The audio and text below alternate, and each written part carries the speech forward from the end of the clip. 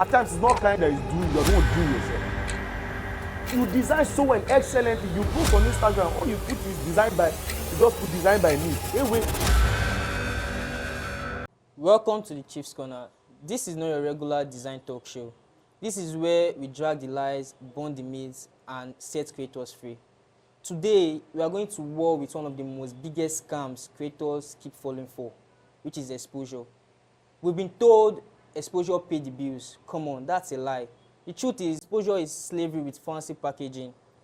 And to tear this scam apart, I've got a man who knows it firsthand, a designer, a creative with depth, perspective, and precision. Please make welcome Olarinde Olatubonsu. He's also known as the Optimum Guy, the OG himself. Glad to have you here, Thank you so much for having me on this session. It's a privilege to come share what I know in this regard, and I trust that it's going to be an amazing time here. Yeah. Thank you. Let's dive into why we are here. All right. First question is, have you ever taken an exposure job, and what did you get out of it? So for me, I would not say I've taken an exposure job, but I've done free jobs actually. Free jobs that actually give me visibility and access to certain things. Yes, I've actually done free jobs that give me visibility and access to certain things, to certain persons. Yeah, so I've actually done it before. So what you're saying, it means that there's a difference between designing for exposure and volunteering for... Yes. Now, the thing is, the mistake designers make is that we think that when we design for free at times, it's supposed to give us a kind of exposure. At times, let me say this clearly, you need to draw the line, actually draw the line, so that the person you're designing for will know that you are designing as a volunteer and not just for exposure. Now, when you say exposure, you're talking about visibility. Now, many a times, the people that claim to give you visibility at times, the question is, are they visible? Because before anybody can give you visibility, he or she must be visible enough. Are we together? Yeah. But also, there's a second side to it. When you design as a volunteer, what it does is that it helps to build your portfolio to also bid for other bigger jobs. So don't let's mix it. Designing for exposure is one thing. Then volunteering to design for someone for free is another. So there are two different things. Yeah, I get that now. When you're designing for like exposure, like who really benefits when designers like work for exposure? Is it the client or the designer? It's actually the client, most of the times. No, because see, a lot of times people can be very funny. So the major set of persons that actually benefit the most is the client. Because one, you're helping the person to solve a problem. You're helping the person to meet a need. You're helping the person to push the person's brand. And as much as possible, you yourself on the receiving end as the designer, can I say something? Exposure would not pay your subscription. Exposure would not do all of those things for you. Exactly. The only thing exposure will do for you at times is that exposure positions you for better opportunities. But clients always take it for granted at times. That's why at times you need to draw the line. Help them understand that what you're doing for them is not just for visibility's sake. You're doing it because you want to help them solve a problem. So you should make it clear. So the one who benefits the most of the time, is the client. But at times, in some cases, the designer gains an opportunity to sell him or herself for other stuffs, for other big projects. Yes. You say something about when you design for exposure, the only thing it helps you it helps you position you to get a better client, something like that. So when you get positioned to get is it something that is very good for designers? Now, for me now, I have some persons that over time I've been designing for them as a volunteer. Do you understand? So now you see these persons, because of the level of value I communicate, they are able to refer me to other persons that can actually pay. Now, when I want to do for free, the first thing I'm trying to say is, I'm not saying I'm doing it for free. I am first helping you to understand that this is the rate I take. This is how much I take for projects like this. But I would love to, especially when you tell me you don't have the budget, you can't meet my budget. And from our negotiation and conversation, I can tell that you're a reasonable person. you're someone who is what I would. Do you understand? At times, based on relationship, I can say, for this project, this is what I take, but I'm willing to take XYZ discount. I'm willing to do it for free. The person knows this is how much I take. The mistake that designers make is that we don't state how much we take. We don't state the rate. We just say, no problem, I can do it. Or you just say, because the person, you take 50K for the design normally, and the person says, it's 5K I have. State it point blank. Let it be clear that what you take for that project is actually 50K. But based on relationship and because you are willing to take 5K. Now, this is what you will do. When the person wants to refer you, the person is not referring you, telling the other person that you take 5K. Yeah. The person is referring you with the rate that you have told the person. Yeah. Because when you don't state the rate and you just say, okay, no problem, what happens is that when the person will refer another person, the person will tell the person 5K, no manga. In Yoruba, in English, it means he always takes 5K. So one person will tell 10 other persons, and 10 other persons will tell 100 other persons. Now, when they now come to you and you now send your rate card, then it now makes you look like a liar. You lose integrity, and you lose the offer. Exactly. Do you get it? Yeah. That's it. What's the most insulting exposure offer you've ever received? I don't think I've received any insulting offer. Have you heard someone who received who have experienced such thing like I this? have a lot of them. Can you share with us? Now the thing is, it boils down to the designer actually. Designers, in our negotiation process, when we're having conversations with our clients, we should try as much as possible to actually state certain things clearly. State certain things clearly. Let it be clear that you are helping out. That you're not just doing it for free because you don't take money. You're doing it for free because you want to. Okay, so I have this guy that was actually reached out to him. The funniest thing is the person who reached out to him reached out to me initially for that particular project. So I was not available for the project. So they reached out to that person, not knowing it's close to me. And they didn't tell him they're not going to pay him. They just told him he was to come to a conference to come design and whatnot. So he went, he even got there on time. He was like the first person for the volunteer team to get there. And he did all the work. Wow. You know when he means to design for a conference, now ministry and a lot of those things, all the work. Then at the end of the day, he's waiting to at least, even if it's transport fare, Abi, you provide. Nothing new. Till date, nothing. So the guy went with his money, spent his time, he would have used on other projects, spent his time, spent his energy, his creative juice, and went back home sad. Went back home heartbroken.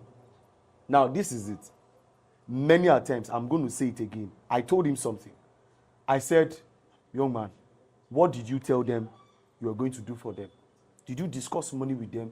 He said, I mentioned it. Did you guys agree that you will not be paid? Or did you agree that they'll be paying for your transportation? He said, I said, see, when next you are faced with a thing like that's why I always say, please, have mentors that you can talk to. Designers who are growing, there are certain things that some decisions you want to take that your mentor has taken before. Yeah. So based on experience, they can provide advice. You want to jump on a massive project, don't just jump on it if it's your first. Go meet someone, your mentor, who is experienced. Sir, there's this project I'm trying to work on. What do you think I should do? This is how much I want to charge.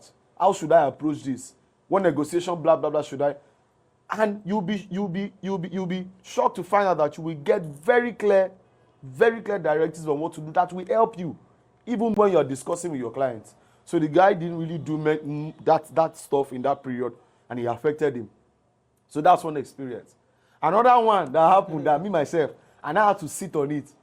They were, clients can be very funny. But the question is, designer, what value are you offering? Don't position yourself as just a regular designer. Position yourself as a designer who is offering value. People don't pay for what you design. They pay for the value that you are adding, bringing to their brand. Be it corporate, be it church program, they pay for the value that you are bringing. So the question is, hello, are you valuable yourself? Because when someone starts to talk to you, the way you communicate, the way you respond, will even tell us if you have so much value to communicate. Somebody, are you with me? Yeah, me too. I wanted to see somebody paying attention. So it's just something I see very well. So that's it, yeah. So now this other person, The person was in my house that day.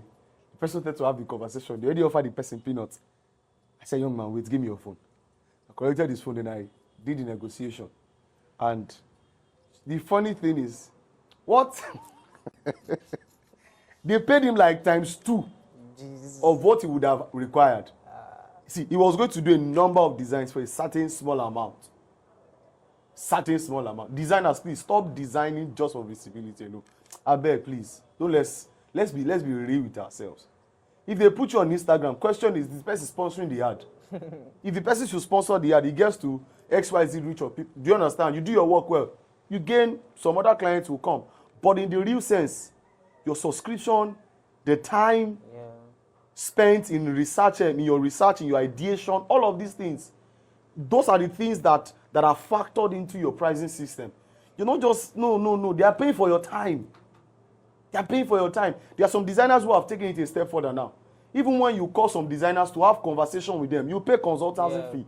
That you just call to talk about the project. You want to get appointment with this person, you pay. Somebody will be. Yeah. So that's it. Yeah. Thank you so much. I really love that answer so much. So let's move on to the next question. What does saying yes to an exposure jobs to, like, what does it do to your self-worth as a designer? Now, there are times you say no. There are times you must learn to say no. Because you're not designing for now. You're not designing for now. There are times you must say no. Saying yes every time just makes you that designer that every day canary can come to. So as much as possible, please, don't position yourself in that way. Don't just say yes to everything. Come on, you need your time to yourself. Just imagine you say yes to every project that comes to your doorstep. Exposure, they tell you, they'll give you visibility, they'll give you this, they'll give you X, Y, Z, and all of that. Sorry about those things. Don't say yes to everything. Me, I'm saying it boldly. Don't say yes, so because Photoshop is not cheap now. Photoshop is not cheap. Only Photoshop, I think only Photoshop and Lightroom now, you pay close to 45,000 in there or thereabouts every month. So just imagine you say yes to every exposure job. Visibility cannot convert to money. Visibility only positions you for opportunity. Visibility doesn't put food on your table. Now, opportunity that comes, now the opportunity might not come every now and then. It might just come from one person. But please, if that one person to now come, the person that referred you can tell the person, oh my, he's a nice boy. Very nice boy. He's a very, very loving boy. He will do it for you.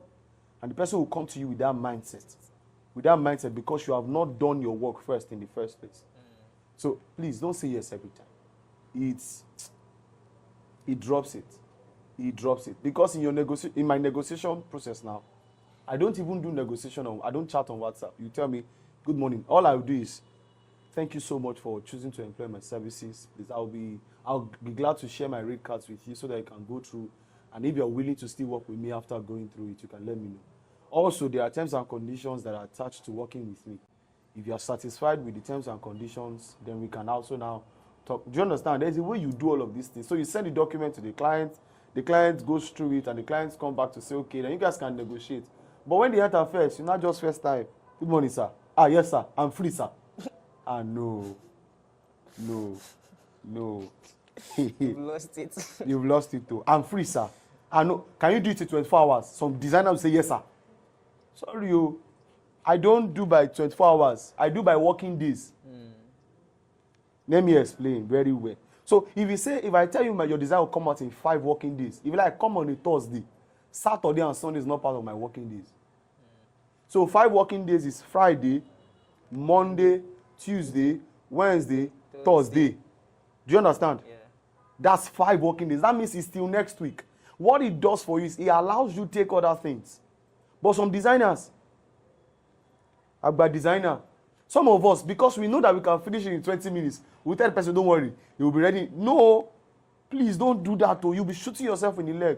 Because the person will come every time with the mindset of, he can deliver in 10 minutes. Sorry, designers, it's just for some people that have grace. Designers who have been designing for years, you know that to even think about a project, think about the creative process is a lot. when you're doing your research, finding facts and all of those things, then you now start to connect the facts together. It's a lot of time. It's a lot of time. And sorry, during that period, though, you need time. I just said that so that I can address something that you have not asked me, but I know you will still ask me. So before we get there, so we can answer it together. As much as possible. No, don't do that thing. That thing, don't do it again. Don't be saying yes to everything. It drops your self-worth. It drops your value.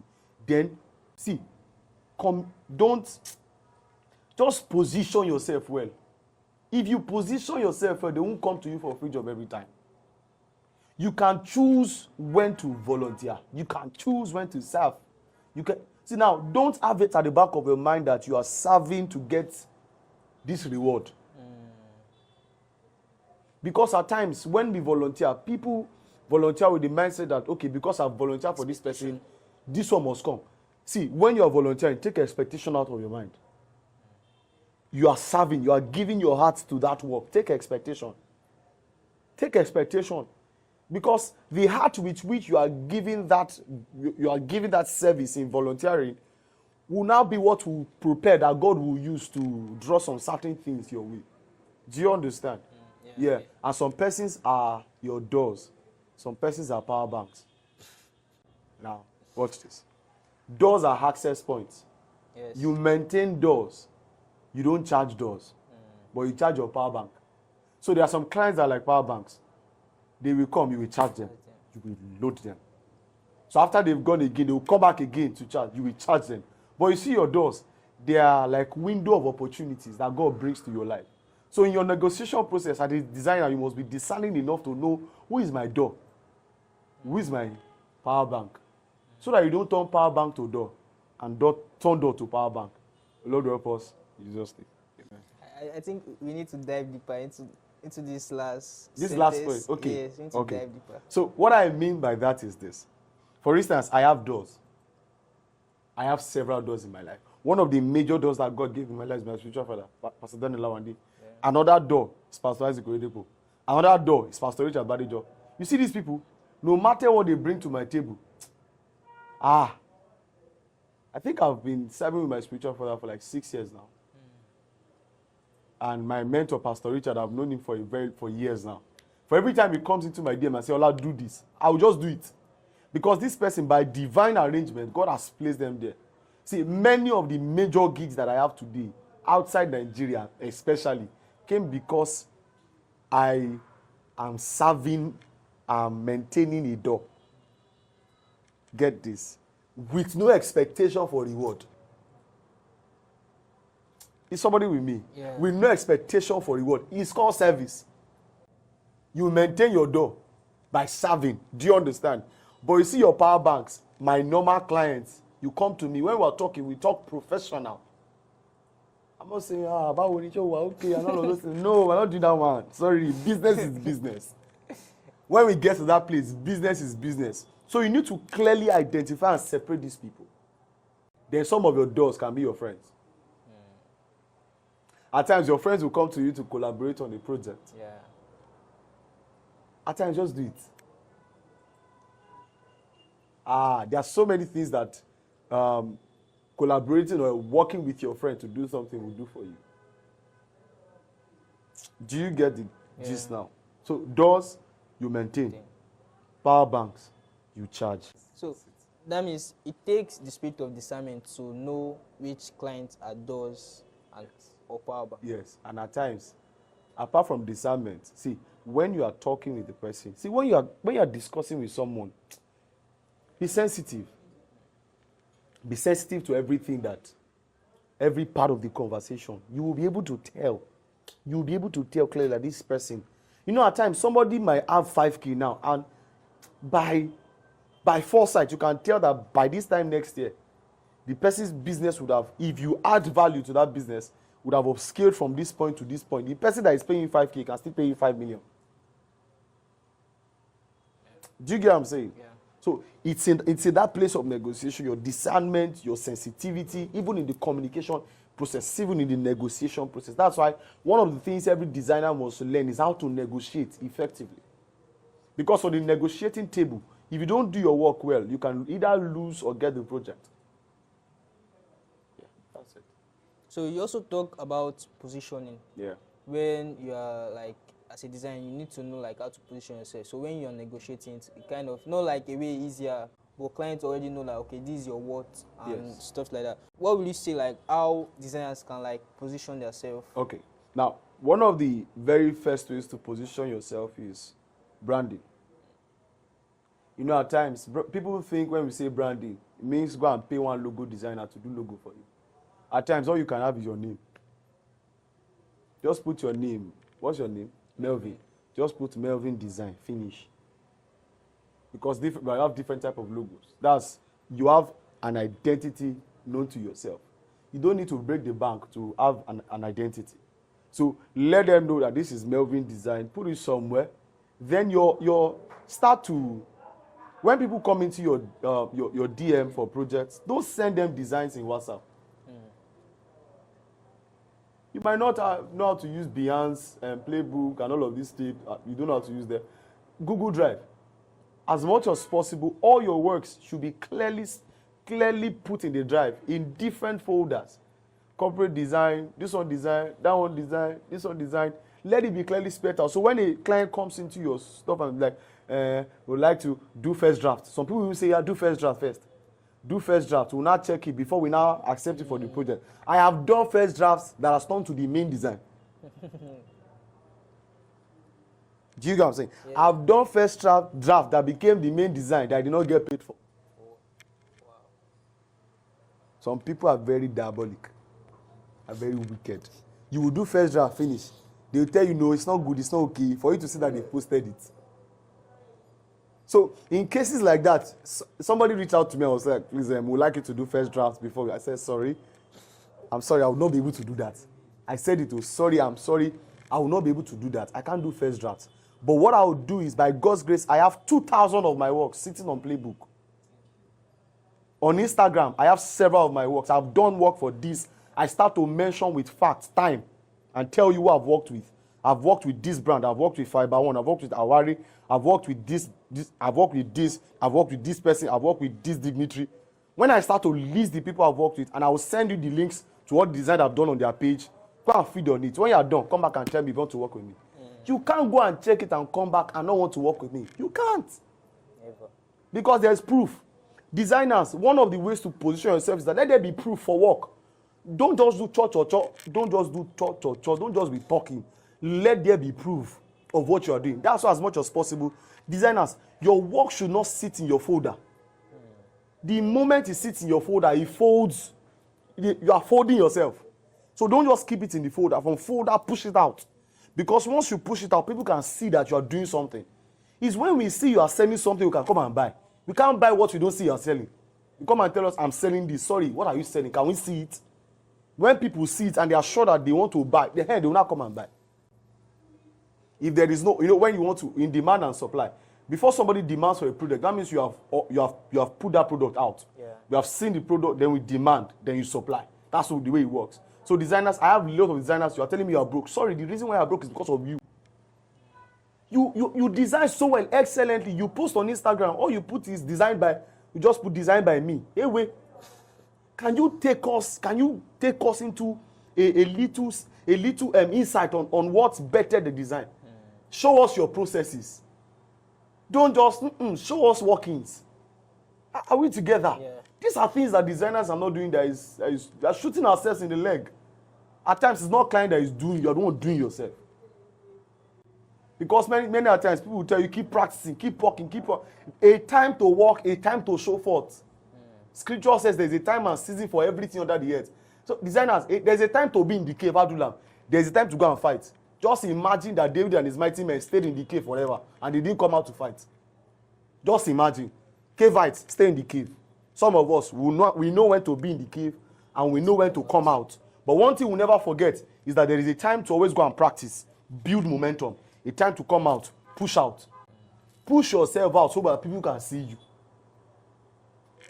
Are we together? Yeah. At times, the issue is you yourself. You think your work is not enough, is not solid enough to give you visibility. That's why you rely on exposure. That's why clients come and tell you, and when you design for me, you give exposure, you give visibility. Don't you know the kind of people that will see your design on my page? Hey, God. Do you get? Yeah. When people start to use those type of statements, I have to run from them. I always run. So, as touching branding, make a name for yourself, position yourself, your Instagram bio. Let it be clearly. Do something good. There's ChatGPT now. Beg ChatGPT. Don't even beg. You don't even need to beg ChatGPT. My name is XYZ. This is what I do, blah, blah, blah. Create for me a short bio that can sell. Just do it like that on air, and it gives you very short, witty statements that helps us to understand who you are and what you do. Then put it there. Then your catalog. Please stop using normal WhatsApp. If you are doing WhatsApp, use WhatsApp business. Let there be a catalog. As they are coming to check, you can always, do you understand? Refer them to your catalog. Let your pricing system be there. Spell it out. One of my wonderful friends, if you check his page, you will see it there. Creative Moses. Go check his catalog. It's there. So you don't need to talk too much. Once you look at the catalog, you know what you are coming for. And please, can I beg you, designer? I will say this one. Don't price what you cannot deliver. That's another one. Because designers have this habit of overpricing and under-delivering. Price your current state. Don't price your future. Don't price futuristically. Price at your level. Then start to upscale. But as you're upscale your sense, okay? How can a designer confidently say no without like having the fear of losing a client? Now, there is a way to say no. Yoruba will say sorry. For those that don't understand Yoruba, Yoruba says pẹ̀lẹ́, olako, olabo. That is, you can say sorry and you can say sorry and sorry. Some designers just say sorry, I can't do it. Actually, the person have 10 million naira tomorrow will not come. So you can politely say it. Thank you so much. Thank you for choosing to employ my service. But currently, I will not be able to. Do you understand? Based on your offer, I won't be able to take this project for now. But I will be willing to work with you some other time. I will be willing to work with you some other time. Thank you so much for your time, and God bless you. Politely say it. Don't just slam the door. Don't slam doors. Don't just boom. Don't do that. They won't come back. They won't come back. That's why with your design, there are certain things you need to learn. Human relation is very key. How to talk to people, how to communicate well. It's very, very key. Designers, we just know how to design on Photoshop. There are other basic things that we need to know that would help our design work, that would help us excel in the creative space as designers. And if you don't know those things, you will not really go far. See, what takes a person far is not many, many big things. They're just very basic things. A mighty door is not held by something big. Go and check every door you find. They are only just 2 small inches. Up there, one down there. If you remove those 2 things, the mighty door will fall. So there are basic things that you need to learn. Human relation is very, very important. Human relation is not just for HR. You must learn how to relate with people. And another thing you must learn is honor. Even in the midst of saying no, don't lose honor. Don't lose respect for your client. There are times when clients can be very, very nasty. Use insulting words at you, shout at you, yell at you on calls as much as possible. Learn. Scripture says a soft answer turneth away wrath. Soft answer. Turneth away wrath. What should designers demand instead of exposure? Like when the client is trying to like offer them exposure and they are trying to still like get the client, what can they demand instead of that? So now, for instance, for a particular project, there's something I'm doing. I'm going to be doing. I'll be going to learn for. Now I'm saying I'm not taking payment for it, but you can fund my logistics. Logistics in the terms of transportation. For instance, you can say, okay, sir, for this project, there are ways you can actually. There are some persons that will just pay you for data that you will use and all of these things. It boils down to how you say it. Do you get me? But some clients are always scared to request for these things, but you can actually request for them in a very Understand? At times, time can also be a substitution in the place of. Do you understand? You can say, okay, give me enough time. Because some of those persons that say will give you exposure, they want it now, now. Tell the person, please, I'll be able to deliver in the next 2 weeks. So in that next 2 weeks or next week, just check your free time. So use your free time, very free moments, all those free, small free time you have. You can use it to do all those minor exposure related jobs. Do you understand? Not exposure, I won't say exposure related jobs that you choose to volunteer for. Don't let me use that word. Jobs that you choose to do free whatever for. You can use those free time to do free work. Your major time should not be used to do free work. You do free work in your free time, at your leisure, when you are not, but the main time in your day should be given to major projects. What's one truth about exposure jobs or free jobs that every young designer needs to hear today? Let me say this. Can I talk to clients? Clients, can you boldly talk about people who do work for you? This is not even validation. It's you giving credit to who has done XYZ for you. There was somebody I did one project for, and tell the person's project. Then I just sent collab to the person. Till today, the person have not collab anything. But should I shock you? The number of clients I got from that project. Just imagine I was angry and I pulled it down. Clients, please. I'm always excited when I see people who you have done a project for and they are satisfied. Come say, credit design by XYZ person. What you are doing for the designer is you are positioning the designer for more offers. Even if the person has done it free for you, talk about what the person is doing. Client, you can help sell these people. You can refer them for more opportunities. That's for clients. Now, for designers, the truth is that exposure jobs, many a times, all it does for you is that it just pushes you out a little, but it doesn't put food on your table. It will not pay your bills. It won't pay your subscription. It will not. I can't keep doing 5K job every day. If you could speak to every designer, which you're already doing already, so about the scam right now, about the exposure stuff and all that, what's your final uncomfortable truth you have to tell them? The truth I must tell you is this. By God's grace, see, exposure jobs has never and will never increase your worth. No. The person, you are the one who determines your self-worth, not exposure jobs. Your value is determined by you, not exposure job. Exposure job will only make you present in the space. Exposure job will not really define your worth. Doesn't define your worth.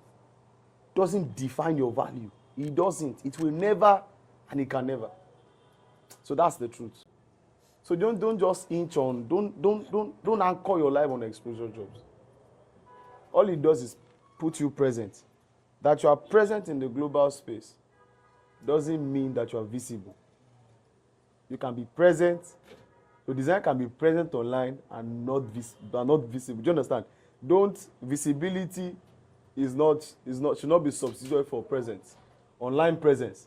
What the exposure job will do for you is give you online presence, not visibility. Thank you so much. Thank you. It's a wrap, guys. Massive respect to Optimum Guy, the OG himself, for giving us all those punchy lines today, and so for giving us all those uncomfortable truths that we need to hear. Big shout out to Software Alex for sponsoring the Chiefs Corner podcast. We love and respect you so much.